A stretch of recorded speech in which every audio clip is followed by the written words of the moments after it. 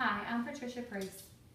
I am blessed to have so many people in my life that have always been there for me, but the one man that has supported me since the day we met is my wonderful husband, Brian.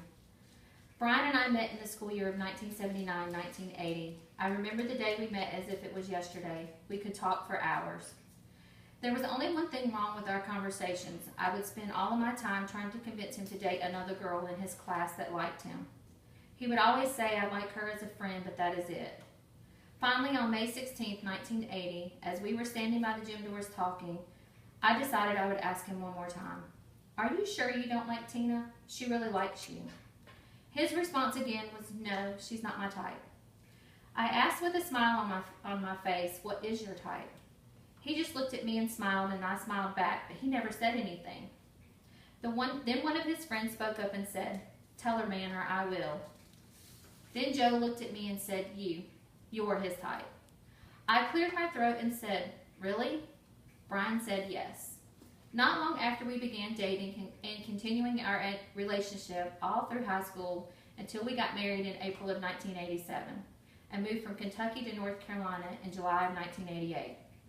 Moving to North Carolina was not easy for us. We were 18 and 19 and moving 257 miles away from both of our parents. Brian is the oldest son of 5 boys in his family, so moving away from them and his parents was one of the hardest decisions he had ever made. There were not many jobs available in Kentucky other than working in the coal mines or at a local grocery store, and neither of us wanted that lifestyle. Brian is always supportive and very easygoing. I think if I asked him to move to Alaska, he would move in a heartbeat. Brian has always been a hard worker, and because of his existing job experience, finding work came easier for him than for me. He got a job in a furniture factory, and I got a job 2 months later shortly at the local mall at JCPenney's. We both loved their new jobs and were getting a few years of job experience. We decided to look around for better paying jobs. Brian and I changed jobs in 1990 and 1991. He went to work for a different furniture factory, and I went to High Point Regional Hospital and took a certified nursing assistant course and received my certification in 1991. After working for a year as a nursing assistant, I realized I wanted to go back to school and get a nursing degree. Brian encouraged me to continue my education and went to enroll in classes at Guilford Technical Community College with me. He worked full-time, and I became a full-time student. Over the next 4 years, I took all of my pre-nursing courses and was getting excited about becoming a nurse. I took the nursing entrance exam to be accepted into the program, but I was told that even though I passed, my score was not high enough that year. Brian knew I was heartbroken and that I felt like such a failure.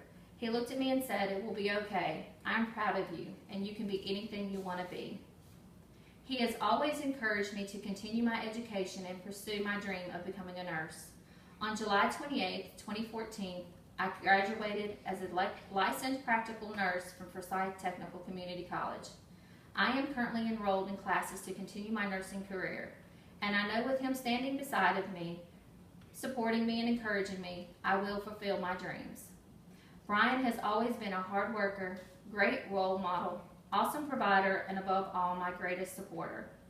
I will always love him for encouraging me, supporting me, and most of all, tolerating me.